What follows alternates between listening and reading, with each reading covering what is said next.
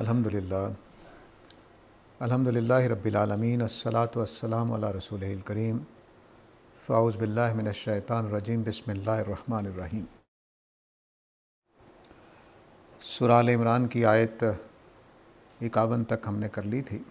آیت 51 یہاں پہ ختم ہوئی تھی کہ ان اللہ ربی و ربکم فاعبدوہ ھذا صراط مستقیم، کہ حضرت عیسیٰ کی دعوت یہ تھی کہ اللہ تعالیٰ میرا بھی رب ہے اور تمہارا بھی رب ہے، اسی کو خدا بناؤ، یہ صراط مستقیم ہے۔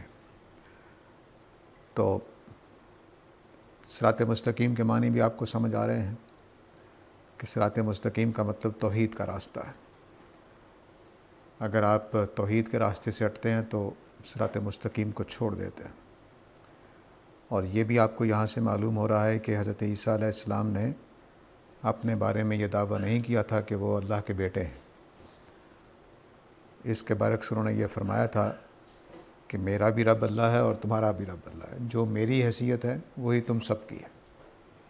تو اس اعتبار سے میرے میں یعنی حضرت عیسیٰ میں اور باقی لوگوں میں کوئی فرق نہیں ہے کہ سب کا رب اللہ ہی ہے۔ تو یہ جو تصور جہاں بتایا جا رہا ہے، یہ آگے چل کر سورہ مائدہ میں جب ہم پہنچیں گے، اور تو وہاں قیامت والے دن بھی انہوں نے یہی جملہ دہرایا ہے۔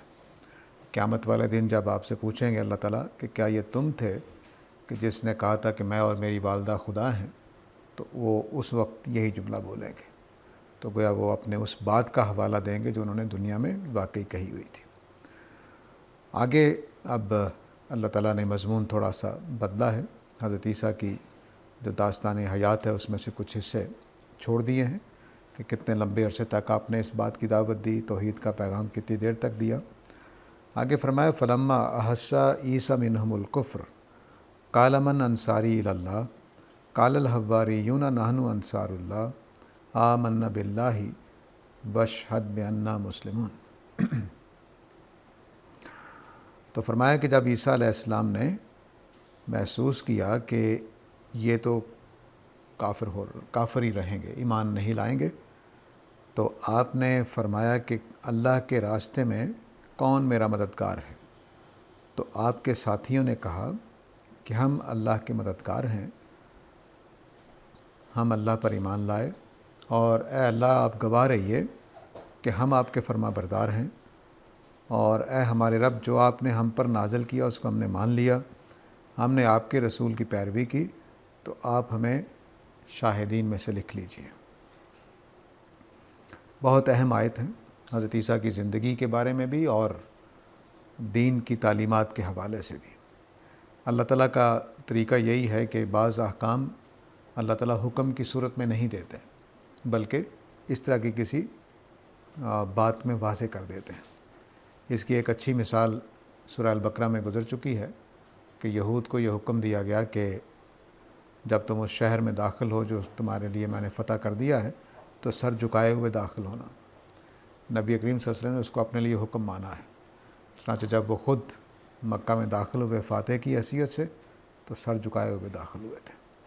تو یہاں پر بھی اب ہمیں یہ بتایا جا رہا ہے کہ انبیاء کے ساتھ جو ساتھ دینے والے ہوتے ہیں وہ کون ہوتے ہیں، کیسے ہوتے ہیں، ان کا مقام مرتبہ کیا ہو جاتا ہے، اور ساتھ یہ بھی بتا دیا کہ انصار اللہ، اللہ کے مددگار ہونے کا کیا مطلب ہے۔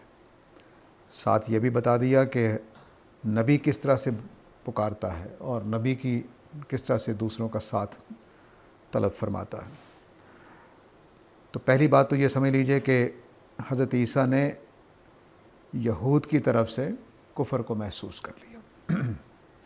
یہ میں اس لیے کہہ رہا ہوں کہ پیچھے یہ بات بتائی گئی ہے کہ حضرت عیسیٰ جو ہیں وہ رسول الی بنی اسرائیل، تو انہوں نے پہلے جو دعوت دی ہے وہ اپنے بنی اسرائیل کو دی ہے۔ تو بنی اسرائیل سے ہم یہود بول کر بنی اسرائیل مراد لیتے ہیں، جو آج کل اسرائیل میں فلسطین پہ ظلم ڈھا رہے ہیں، یہ وہی بنی اسرائیل ہے۔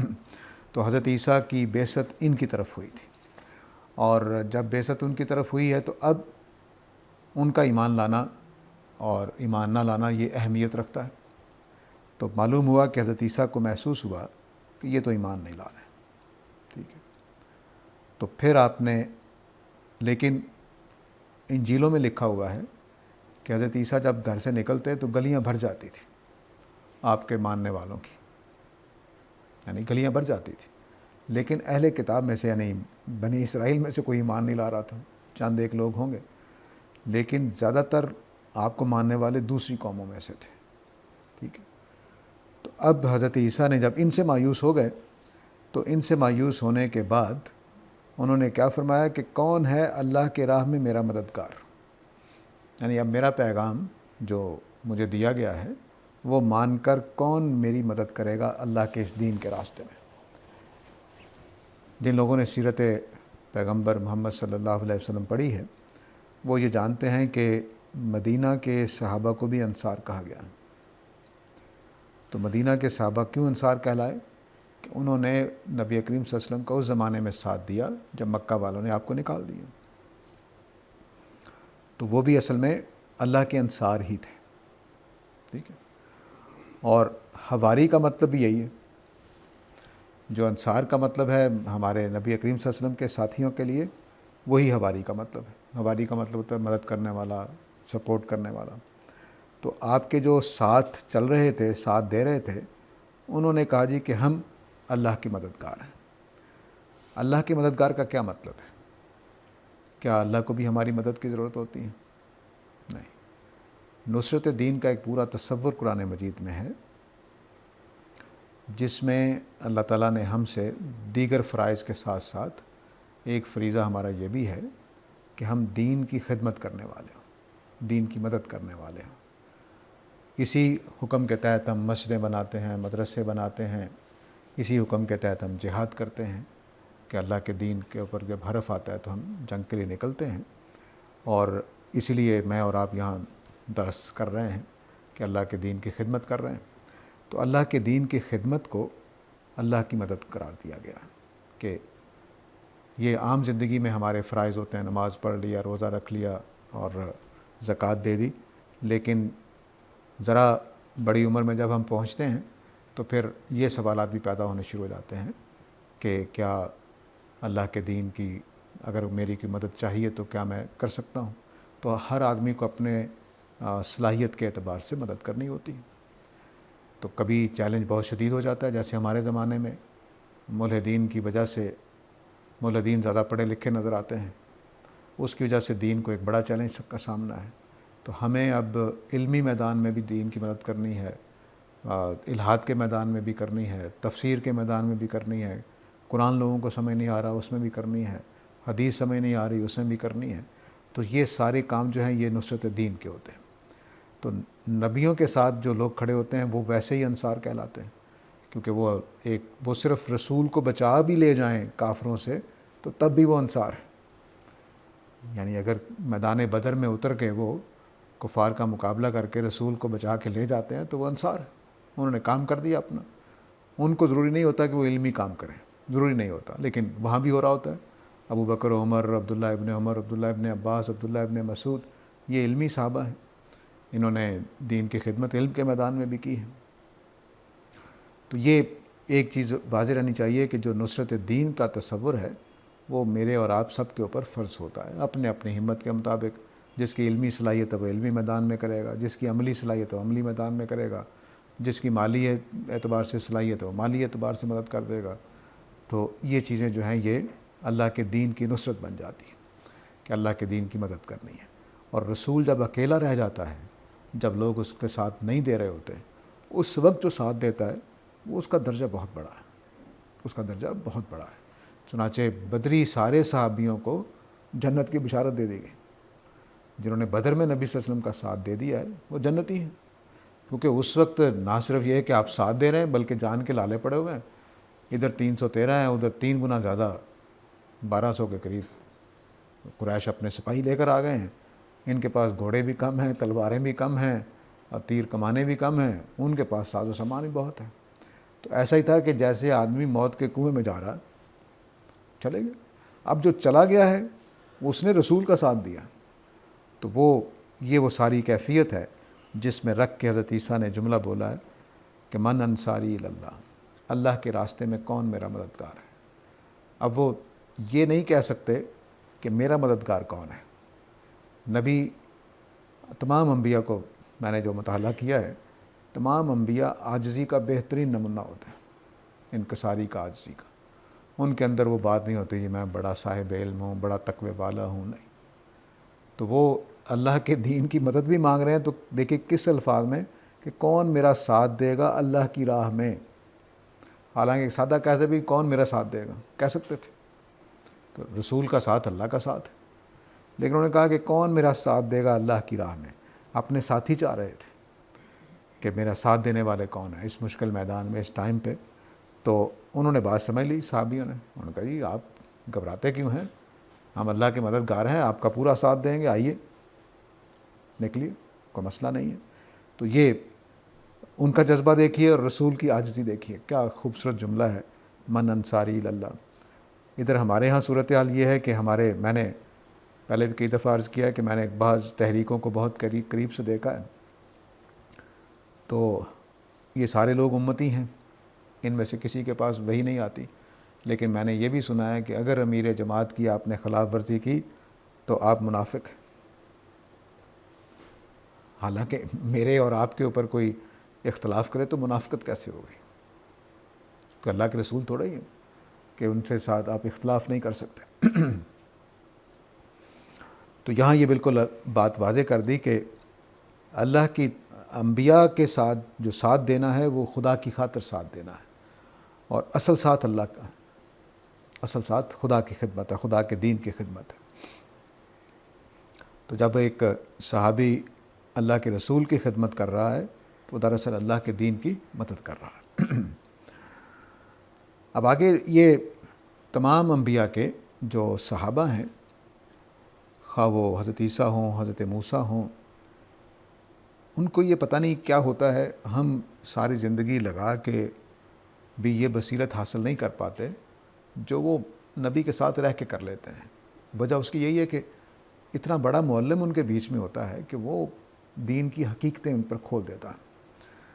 میں جب وہ حضرت موسیٰ کے جادوگر جو مقابلے میں آئے تھے ان کے جملے پڑھتا ہوں تو حیران رہ جاتا ہوں کہ کتنی ملاقات ہے ان کے حضرت موسیٰ کے ساتھ۔ وہ ہو دو چار باتیں ہوئی ہوں مقابلہ کرنے سے پہلے، یا حضرت موسیٰ نے کوئی تقریر فرمائی ہو مقابلے پہ آتے ہوئے، ہو سکتا ہے، لیکن وہ اچانک اتنی بڑی بڑی باتیں کر دیتے ہیں کہ آدمی پریشان رہ جاتا ہے۔ ایسے ہی ان صحابہ کو دیکھیے جو حضرت عیسیٰ کے صحابہ ہیں۔ قال الحواریون نحن انصار اللہ، انہوں نے کہا جی کہ آپ گھبرائیے نہیں، ہم اللہ کے دین کی مدد کرنے کے لیے آپ کے ساتھ ہیں۔ آمنا باللہ، ہم نے اللہ کو مان لیا ہے، اور اللہ سے کہہ رہے ہیں واشہد بأننا مسلمون، اے اللہ آپ گواہ رہیے کہ ہم آپ کے تابع دار ہو گئے۔ مجھے نہیں سمجھ آتا کہ یہ اتنی بڑی بات ایک آدمی کیسے کہہ سکتا ہے۔ تو یہ انبیاء کا فیضان ہے۔ یہ جملہ واشہد بأننا مسلمون، اس میں اللہ سے ایک توقع ہے اور اپنے ایمان کا اظہار ہے۔ اللہ سے توقع یہ ہے کہ ہم نے اس اکیلے رسول کو جس کو لوگ مارنے پہ آمادہ ہیں، صلیب دینے پہ تیار ہیں، ہم نے اس کو مان لیے، آپ گواہ رہیے، ہمارے عمل کو، ہمارے اجر کو ضائع نہ کر دیجیے۔ پتہ نہیں کیا اس میں سماجت ہے، کیا ایمان کا وہ نچوڑ ہے کہ رونگٹے کھڑے ہو جاتے ہیں کہ ایک شخص جو اللہ کا رسول ہے، جس کے لیے سارے پیچھے پڑے ہوئے ہیں، مارنے کو تیار ہیں، آگے اللہ تعالیٰ کو کیا اہتمام کرنا پڑا ہے حضرت عیسیٰ کو ان سے بچانے کے لیے، وہ اتنی کیفیت میں وہ یہ جملہ کیسے بول سکتے ہیں کہ جی ہم آپ کے فرما بردار، بس آپ گواہ رہیے کہ ہم نے آپ کا ساتھ دیا ہے آپ کے رسول کا۔ بہت بڑی بات ہے، بہت بڑی بات ہے، اور دین کی اتنی گہری بصیرت کہ آدمی جان دینے کو تیار ہو جائے، ناممکنات میں سے۔ لیکن انبیاء کا فیض ہے، انبیاء کی صحبت میں نبی کریم صلی اللہ علیہ وسلم کے ساتھیوں کو بھی دیکھیے نا کہ کیا چیز ہے، وہ کچھ سمجھ نہیں آتی کیسے وہ کس طرح سے لڑ گئے اپنی انہی ٹوٹی پھوٹی تلواروں پر، انہی چیزوں پر۔ اتنا اعتماد وہ صرف رسول کی، اصل میں رسول اللہ کی نشانی ہوتا ہے نا ایک طرح سے، وہ ان کو نظر آ رہا ہوتا ہے کہ اچھا اب ہمارے لیے تو ہمارے جیسے ہی لوگ ہیں نا، وہ اللہ کی نشانی نہیں ہوتے۔ خیر ہم نے بعض علماء کو بھی دیکھا ہے وہ اللہ کی نشانی ہی ہے واقعی، لیکن جو رسول کا عمل ہوگا، نپا تلا انسان، وہ اگر مذاق بھی کرتا ہے تو نپا تلا، وہ اگر بات کرتا ہے تو ایسی پتے کی بات، وہ اگر اقدام کرتا ہے تو وہ بھی نپا تلا پکا. تو اس طرح کی کیفیت میں یہ صحابہ چلے جاتے ہیں.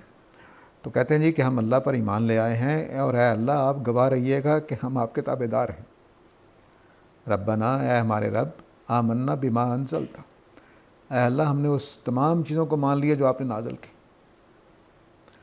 واتبعنا الرسول، اور ہم نے رسول کی اتباع بھی کر لی، اس رسول کی یعنی حضرت عیسیٰ کی طرف اشارہ. اب یہ جو قیامت والے دن بعض کافروں کا جملہ اللہ تعالیٰ نے کوٹ کیا ہے کہ وہ یہ کہیں گے کہ کاش واتخذت مع الرسول سبیلا، کاش میں نے رسول کے ساتھ چلنے والا راستہ اختیار کیا ہوتا. تو یہی دنیا میں اتنی بڑی بات پہچان جاتے ہیں کہ ہم نے رسول کا ساتھ چلنا ہے، رسول والا راستہ اختیار کرنا، شیطان والا راستہ اختیار نہیں کر رہا، کفار والا راستہ اختیار نہیں کر رہا. وَاكْتُبْنَا مَعَ الشَّاهِدِينَ، تو اے اللہ ہمیں شاہدین میں سے لکھ لیجیے. تو اب دیکھیے کہ یہ جو وَاكْتُبْنَا مَعَ الشَّاهِدِينَ ہے، یہ پھر قرآن مجید نے شہادت کے تصور کو سمجھایا، اور ہماری امت کے بڑے بڑے علماء اس تصور سے واقف نہیں ہیں، بڑے بڑے علماء بھی واقف نہیں ہیں. تو لیکن یہ حضرت عیسیٰ کے ساتھ رہ کر کتنی گہری بات سے واقف ہے، اور یہ بنی اسرائیل میں سے نہیں ہے. تو کہتے ہیں کہ اے اللہ ہم نے آپ کے رسول کا ساتھ دیا ہے، ان کی پیروی کی ہے، تو آپ ہمیں شاہدین میں سے لکھ لیجیے. شاہدین کون ہوتے ہیں؟ اللہ کے رسول پہلے شاہد ہوتے ہیں. اللہ کے رسول کے شاہد ہونے کا مطلب یہ ہے کہ یہ شخص جو رسول کی حیثیت سے اٹھا دیا ہے، یہ اللہ کے ہونے کا گواہ ہے، اللہ کے دین کا گواہ ہے. میں اس کو یوں بیان کیا کرتا ہوں کہ اللہ تعالیٰ کہتے ہیں لو میں نے اپنی نشانی ڈال دی ہے، اس کو ذرا شکست دے کے دکھاؤ، اس کو ذرا گرا کے دکھاؤ. نہیں، ساری قوتیں لڑا لیتے ہیں لوگ، اس شخص کو گرا نہیں سکتے. تو یہ پھر نشانی بن جاتے ہیں اللہ تعالیٰ کی. اب رسول جن لوگوں کے اوپر یہ گواہی قائم کرتے ہیں اپنے رسول ہونے کی اور اللہ کے سچا اور واحد ہونے کی، جب وہ گواہی قائم کر دیتے ہیں تو پھر وہ بھی اسی حیثیت میں آ جاتے ہیں. اور یہ جو جملے وہ بول رہے ہیں وہ واقعتاً شاہد کی حیثیت سے بول رہے ہیں. انہوں نے اللہ کے ایک رسول کو اپنی آنکھوں سے دیکھا ہے جس نے پتہ نہیں کیا کچھ ان کے ساتھ کر دیا. تو نبی کریم صلی اللہ علیہ وسلم کی جو ذات والا صفات ہے اور حضرت عیسیٰ کی جو ذات والا صفات ہے، یہ ایک چھوٹی بات نہیں ہے. حضرت عیسیٰ کے تو معجزات بہت زیادہ ہیں، تو اس لیے ایک اور طرح کا ثبوت ہو جاتا ہے. لیکن نبی کریم صلی اللہ علیہ وسلم کے تو اتنے بڑے معجزات نہیں دیے گئے. ان کے بارے میں اللہ نے لکھا ہے کہ اپنے بیٹوں کی طرح پہچانتے ہیں. تو اس کا مطلب ہے کہ جو رسول کی ذات ہے وہ کچھ اس کے ساتھ اس طرح کے اللہ تعالیٰ حالات اکٹھے کر دیتے ہیں کہ قدم قدم پر صحابہ کو یقین آ رہا ہوتا ہے کہ یہ سچا شخص ہے، یہ سچا رسول ہے. ایسے ہی لگتا ہے کہ حضرت عیسیٰ کے ساتھ معاملہ ہے. تو ان لوگوں نے کہا جی کہ اب ہم سادہ امتی نہیں ہیں کہ ایمان لے آئے ہیں، بلکہ آپ ہمیں حضرت عیسیٰ کے شہداء میں سے لکھ لیجیے. جس طرح صحابہ کے لیے اللہ کے رسول کے شہداء کا درجہ بیان ہوا ہے. اب مطلب کیا ہوا؟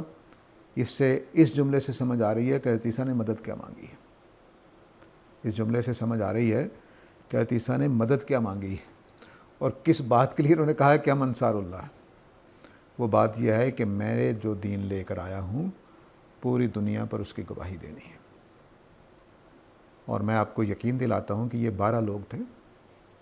12 لوگ، ان کی اگر داستان پڑھیں تو حیرت انگیز، پوری دنیا میں مذہب عیسوی کو پہنچا دیا.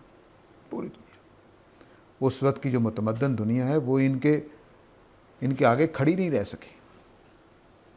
اور آپ دیکھیے کہ یورپ بت پرستی کا گڑھ ہے، وہاں پہنچ گئے، وہاں پہنچا دیا.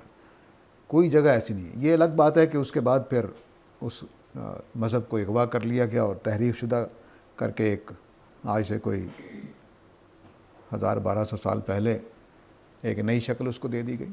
لیکن انہوں نے اپنی خدمت پوری کی ہے، ہر جگہ اللہ کے اس دین کو پہنچا دیا. تو فاکتبنا مع الشاہدین کا مطلب ہے کہ ہم پوری دنیا میں آپ کے دین کے گواہ بن گئے. آپ لکھ لیجئے اس بات کو، گواہ رہیے گا ہمارے ساتھ. یہ جو اتنی بڑی بات ہے، یہ پیچھے ہم حضرت زکریا کا ذکر بھی پڑھ چکے ہیں کہ حضرت زکریا نے کس طرح اپنے لیے ایک وارث مانگا ہے، اور یہ جو اب یہ لوگ ہیں یہ اپنے رسول کے ایسے ساتھی ہیں جنہوں نے یہ بات مان لی ہے اور اس پر آمادہ ہو گئے ہیں کہ ہم حضرت عیسیٰ کا جو دین لے کر آئے ہیں اس کو دنیا کے چاروں کونوں تک پہنچائیں گے۔ تو یہ انہوں نے گویا حضرت عیسیٰ سے وعدہ کر لیا کہ ہم اس میدان میں آپ کے ساتھی ہیں۔ اس کے لیے یہ شرطیں پوری کرنی پڑتی ہیں جو انہوں نے شرطیں پوری کی ہیں۔ تو اب اگر اس جملے کو آپ اس اعتبار سے دیکھیے کہ ہم اللہ کے رسول کے شاہد کیسے ہو گئے ہیں، یہ ساری باتیں کر کے، تو انہوں نے اپنی کوالیفیکیشن بتائی ہے، اور یہ کوالیفیکیشن کون بتا رہے ہیں؟ عام صحابہ بتا رہے ہیں، اور بتاتے ہوئے اس پوری ترتیب سے بتا رہے ہیں کہ ہم شاہد کیوں ہیں، ہم کیوں تیار ہو گئے ہیں حضرت عیسیٰ کا ساتھ دینے کے لیے۔ یہ وہ پوری بات سمجھتے ہیں، سو انہوں نے بیان کر دی ہے۔ اس سے ان کی سمجھداری، ان کے دین کی بصیرت، ان کی گہرائی ایمان کی، ان کی ایمان کی مضبوطی، سب کے اوپر گواہی ہے ان کے یہ 4-5 چھوٹے چھوٹے جملے۔ اور جو دینی روایت کو جانتے ہیں انبیاء کی، وہ یہ سمجھتے ہیں کہ ان کے اندر کتنی گہرائی ہے۔ مذہب کی یہ باتیں جو ہیں یہ اب ہمارے لیے، خاص طور سے جو جدید پڑھے لکھے بچے ہیں، ان کے لیے یہ بے معنی ہے۔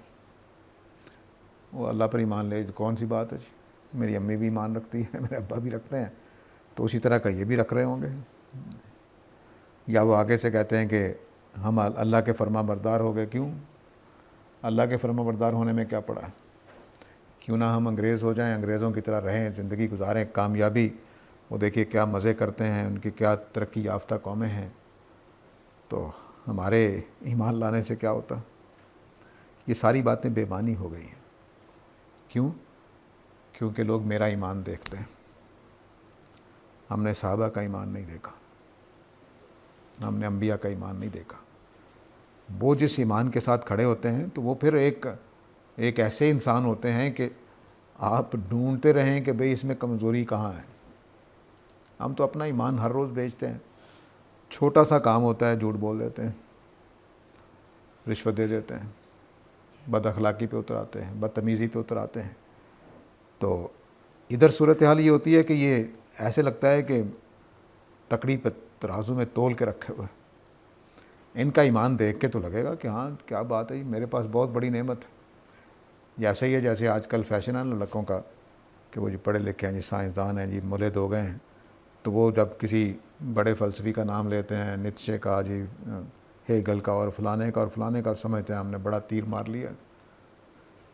تو بالکل ایسا ہی اگر ہم ان اہل ایمان سے واقف ہوں تو یہ جملہ ہمارے لیے بولنا کہ میں بھی اہل ایمان میں سے ہوں، یہ اتنی سے کہیں زیادہ طاقتور جملہ، کہیں زیادہ طاقتور جملہ۔ لیکن یہ ہمیں اب نصیب نہیں ہے، کیونکہ ہم نے ارد گرد جو اہل ایمان کو دیکھا ہے وہ میرے جیسے کمزور، قدم قدم پر ڈگمگانے والے، کبھی پتہ چلے گا جھوٹ بول دیا، کبھی پتہ چلے گا چغلی کر رہے ہیں، کبھی پتہ چلا کہ حدود سے تجاوز کر رہے ہیں، کبھی پتہ چلا رشوت دیتے ہوئے پکڑے گئے ہیں، کبھی پتہ چلا۔ تو یہ جب یہ ایمان ہو تو اس ایمان کی پھر کوئی قدر نہیں ہوتی۔ تو ہمارے زمانے کا ایمان بیچارہ بے قدرہ ہو گیا ہے۔ ایمان کا کوئی قصور نہیں ہے، قصور ہم مسلمانوں کا ہے۔ اس وقت کے جو اہل کتاب تھے، جو بنی اسرائیل تھے، وہ بھی ہماری طرح کے تھے، جس طرح ہم آج ہیں اسی طرح کے وہ تھے۔ چنانچہ پھر اب حضرت عیسیٰ ایک ایسے رسول ہیں جن کے پاس معجزات کی ایک پوری فہرست ہے، جن کا ہم نے اوپر ذکر کیا تھا، پچھلے درس میں بات ہوئی تھی۔ اور دوسری طرف اب حضرت عیسیٰ نے اپنے ساتھی بھی بنا لیے، ساتھی بنا لیے ہیں، تو یہ تو بنی اسرائیل کو ہضم نہیں ہوگا، فطری سی بات۔ جب ساتھی بنا لیے ہیں تو پھر انہوں نے کچھ چالیں چلی ہیں، تو فرمایا وَمَكَرُوا، بنی اسرائیل نے چالیں چلی ہیں۔ یہ چالیں جو ہیں یہ بڑی ہی مکروہ ہیں۔ قریش نے بھی نبی صلی اللہ علیہ وسلم کے خلاف چالیں چلی ہیں، لیکن وہ مکروہ نہیں تھی، بس وہ دشمنی کی چیزیں آپ کہہ سکتے ہیں۔ لیکن جیسے ہی آپ مدینہ میں تشریف لے گئے تو وہاں بنی اسرائیل نے نبی صلی اللہ علیہ وسلم کے خلاف جو چالیں چلی ہیں وہ پھر مکروہ تھی۔ کس طرح کی؟ نبی کریم صلی اللہ علیہ وسلم کی بیگمات پہ الزام لگ رہے ہیں، واقعہ افک ہو گیا، فلانا ہو گیا، فلانا ہو گیا۔ خواتین جب گھر سے نکلتی ہیں ان کے اوپر جملے کسنے لگ گئے ہیں۔ یہ گھٹیا حرکتیں قریش نہیں کر رہے ہیں۔ جو میں سمجھانا چاہتا ہوں وہ یہ کہ جب ایک قوم اتنی گر جائے ہماری طرح، جس طرح ہم گرے ہوئے ہیں ویسے ہی وہ گرے ہوئے تھے، تو انہوں نے اب اللہ کے رسول کو ستانے کے لیے سادہ یہ نہیں کہ دشمنی پہ ہیں، سادہ دشمنی قابل قبول ہوتی ہے بعض صورتوں میں، نہیں، وہ گھٹیا حرکتوں پہ اترا ہے۔ اس کو اللہ تعالیٰ نے کہا وما کرو۔ اب ان میں کیا کیا چیزیں ہیں؟ آپ کے اوپر الزام لگ رہا ہے کہ یہ نوجوانوں کو اکٹھا کر کے رومیوں کے خلاف بغاوت کرنے والے ہیں، کیونکہ ان کی کتابوں میں لکھا ہوا تھا کہ مسیحا نے آنا ہے، اور مسیحا جب آئیں گے تو اہل کتاب کو یعنی بنی اسرائیل کو فتح دلائیں گے۔ اب انہوں نے اس بات کو لیا اور اٹھا کر حضرت عیسیٰ کے نام پہ جڑ دیا کہ دیکھو جی یہ لڑکوں کو اکٹھا کر رہے ہیں، دعوت دے رہے ہیں دین کی، اور اپنے ساتھی بنا لیے ہیں، تو یہ تو آپ کے خلاف بغاوت کرنا چاہتے ہیں۔ یہ مکر ہوا ہے۔ اور بھی بہت سارے الزامات اس طرح کی، بلکہ وہ واقعہ لکھا ہوا ہے انجیلوں میں کہ جو گورنر تھا وہاں کے علاقے کا، ہیرودیس غالباً، ہیرودیس کو جا کر یہودیوں نے کہا کہ یہ جو ہے نا عیسیٰ علیہ السلام یہ آپ کے خلاف بغاوت کر رہے ہیں، تو یہ کہتے ہیں اللہ کو زکوٰۃ دینی ہے، کیسر کو کچھ نہیں دینا، سیزر کو کچھ نہیں دینا۔ تو وہ آ گیا گورنر کا نمائندہ یہودیوں کے ساتھ مل کر، تو حضرت عیسیٰ کہیں ایسی تقریر فرما رہے تھے، تو اس نے سوال پوچھا کہ میں نے سنا ہے کہ آپ کہتے ہیں کہ کیسر کو ٹیکس نہ دو، نہیں کیسر بھی ٹیکس مانگتا ہے اور اللہ بھی ٹیکس مانگتا ہے، تو ہم کیا کریں؟ اس نے یہ گول مول سا سوال کیا۔ تو حضرت عیسیٰ نے آگے سے کہا کہ جو کیسر کا ہے وہ کیسر کو دو، جو اللہ کا ہے وہ اللہ کو دو۔ اتنا خوبصورت جواب تھا کہ وہ بے بس چال ختم ہو گئی اس کی، تو پھنسانے کے لیے، لیکن بہرحال اس میں وہ کامیاب ہو گئے کہ حضرت عیسیٰ کو قید کروا دیں۔ تو وہ چالیں ہیں جن کی طرف اللہ تعالیٰ نے ایک جملے میں وما کرو، انہوں نے چالیں چلی، بے شمار چالیں چلی، گویا اس جگہ پہ لے آئے کہ حضرت عیسیٰ کو صلیب کر دیا جائے۔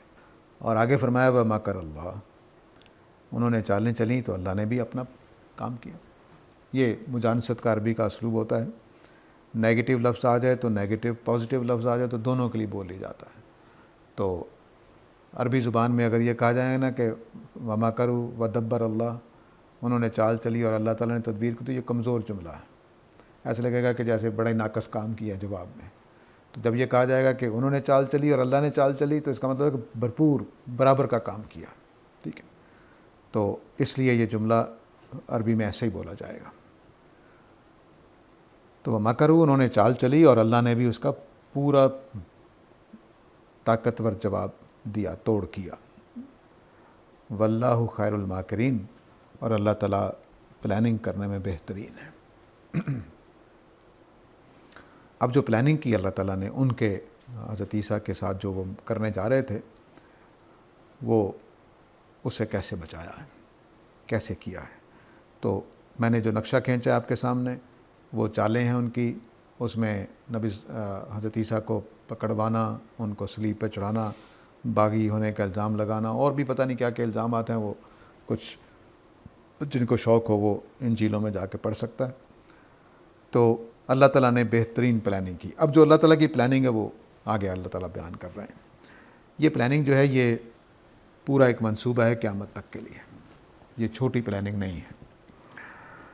اذ قال اللہ یا عیسیٰ انی متوفیک و رافعک الیہ و مطہرک من الذین کفروا وجاعل الذین اتبعوک فوق الذین کفروا الی یوم القیامہ ثم الی مرجعکم فاحکم بینکم فیما کنتم فیہ تختلفون۔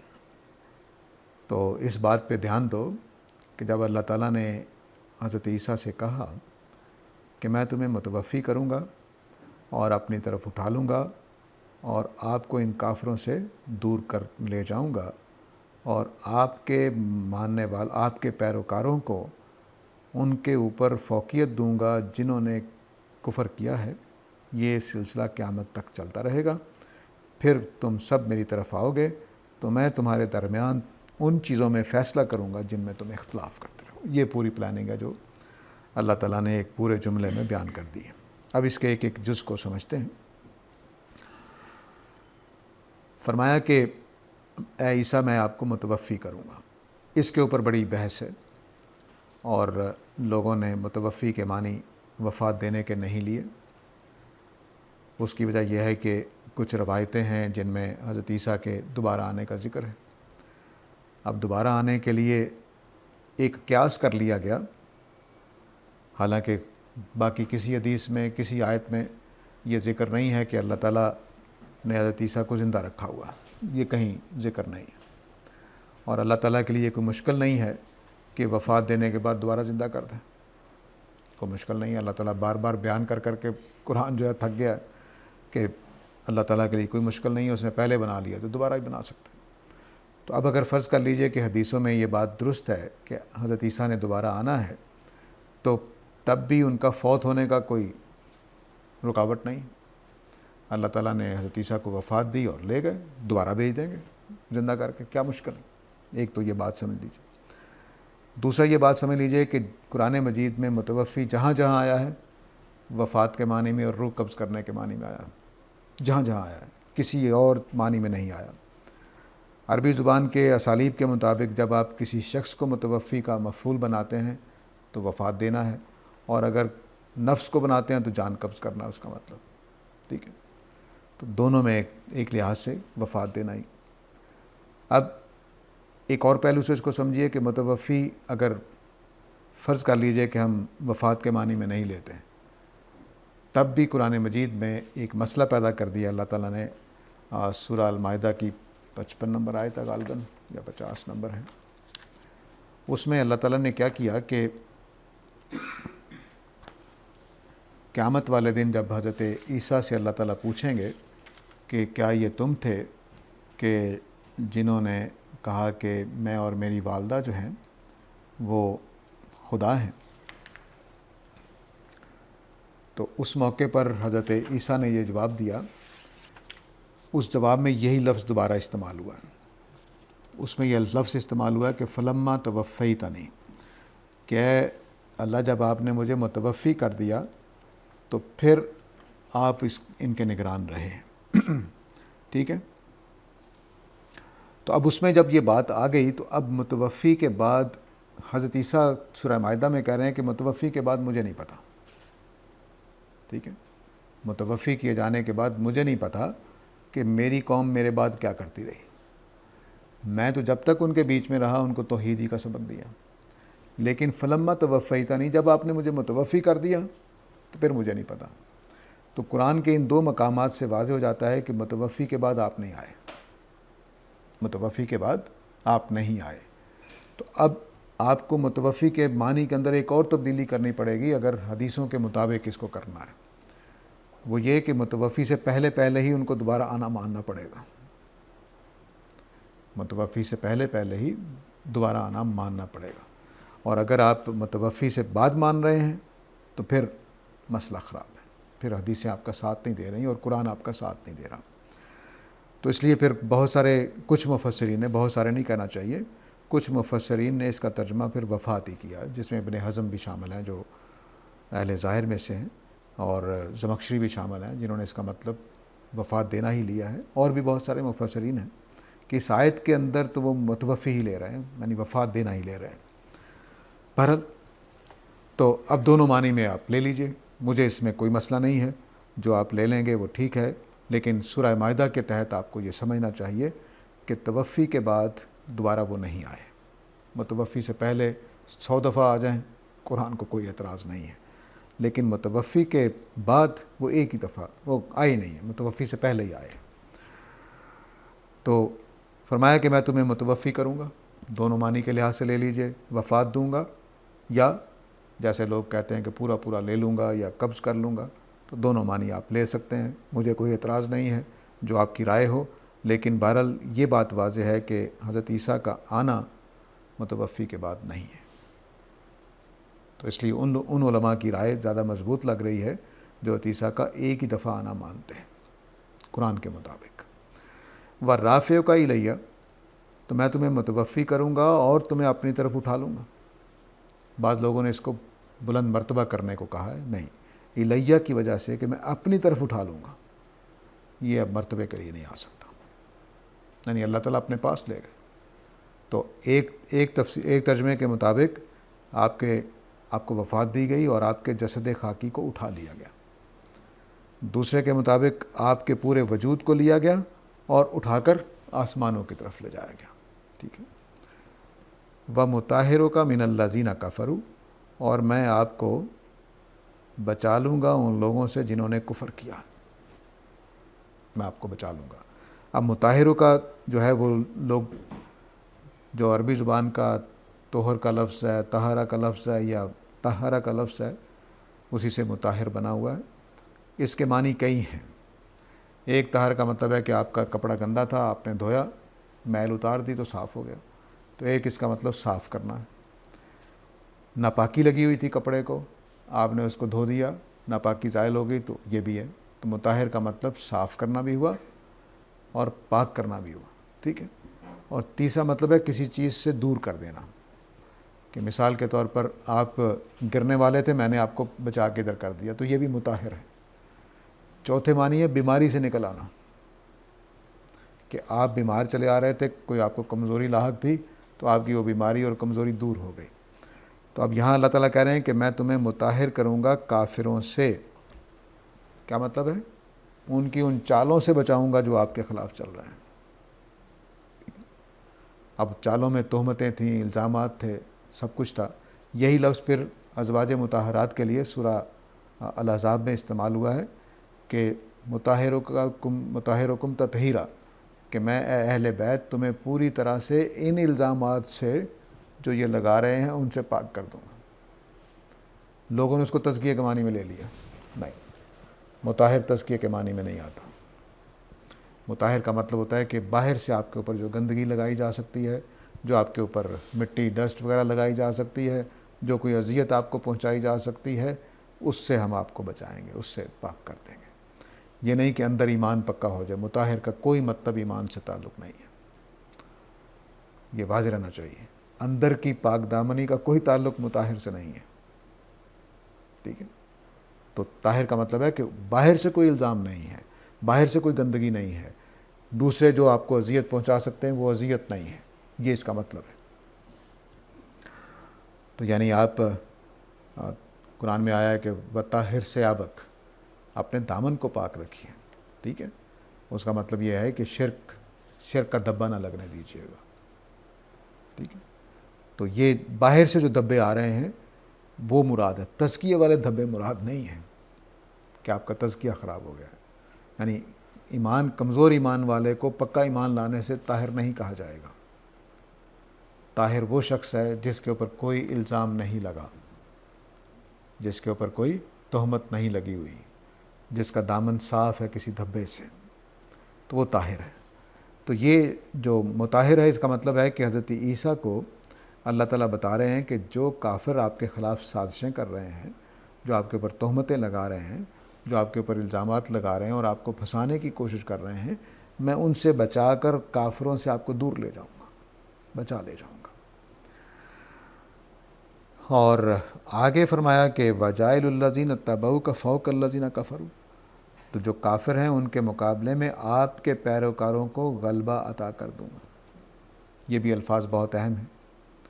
یہاں یہ نہیں کہا کہ آپ کے ایمان والوں کو، کہا ہے آپ کے پیروکاروں کو۔ ایمان والوں کو اور پیروکاروں کا بڑا فرق ہو جاتا ہے۔ اور پھر یہ نہیں کہا کہ تمہارے لائے ہوئے دین کے پیروکاروں کو، کہا ہے آپ کے پیروکاروں کو، سمجھ گئے نا جی؟ یعنی شخص عیسیٰ علیہ السلام پیش نظر ہے کہ جو آپ کی پیروی کریں گے۔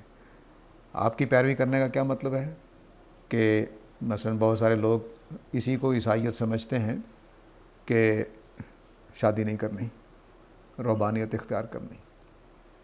تو رہبانیت میں کیا ہوا؟ رہبانیت میں حضرت عیسیٰ کی پیروی ہو رہی ہے، دین کی پیروی نہیں ہو رہی، کیونکہ آپ نے شادی نہیں کی۔ جب آپ نے شادی نہیں کی تو مسیحیوں نے یہ سمجھا کہ شادی کرنا نہ کرنا دین کا حصہ ہے، تو انہوں نے حضرت عیسیٰ کی پیروی کی ہے۔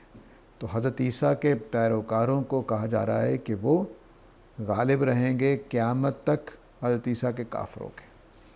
تو تو دیکھیے ایک موازنہ کافر اور اتباع کا ہو رہا ہے، کافر اور مومن کا نہیں ہو رہا. اب جو عیسائی ایمان میں جیسے مرضی ہوں، حضرت عیسیٰ کے پیروکار ہیں تو غلبہ رہے گا. سمجھ رہے ہیں؟ فرق پڑے گا. لفظوں کا چناؤ اللہ تعالیٰ کا ہے، میرا آپ کا نہیں ہے. اس کے اندر ایک معنی خیزی ہے. یہ اس کو ایک اور پہلو سے سمجھیے کہ بعض اوقات اللہ تعالیٰ اپنے ایک رسول کو نشانی بنا دیتے ہیں اور اس نشانی کو ایمان سے مجرد کر کے بھی دیکھتے ہیں. مثلا حضرت نوح کے خاندان کو کہا کہ جو ان کے خاندان کا اس کو بچایا جائے گا،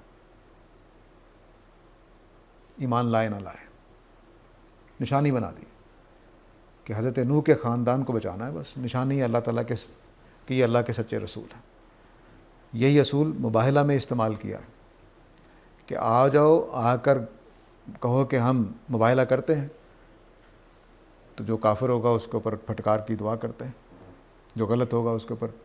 تب اس میں بچہ کافر ہو مر جائے تب بھی فیصلہ ہو جائے گا، بچہ مومن ہو تب بھی بچ جائے، بچہ کافر ہو بچ جائے تب بھی، بچہ مومن ہو مر جائے فیصلہ ہو جائے گا. اس میں ایمان نہیں دیکھا جا رہا. یعنی جس کے اوپر عذاب آ رہا ہے کہ یہ دعا کی جائے جب کہ اچھا ہم اپنے بچے لے آتے ہیں، آپ اپنے بچے لے آئیں، آپ اپنی عورتیں لے آئیں، ہم اپنی عورتیں لے آتے ہیں اور دعا کرتے ہیں کہ جو غلط ہے اس کے بچے ہلاک ہو. تو اب بچہ مومن ہو مر جائے گا کیونکہ فیصلہ ہو رہا ہے کہ جو سچا کون ہے. اس موقع پر نشانی افراد ہو جاتے ہیں.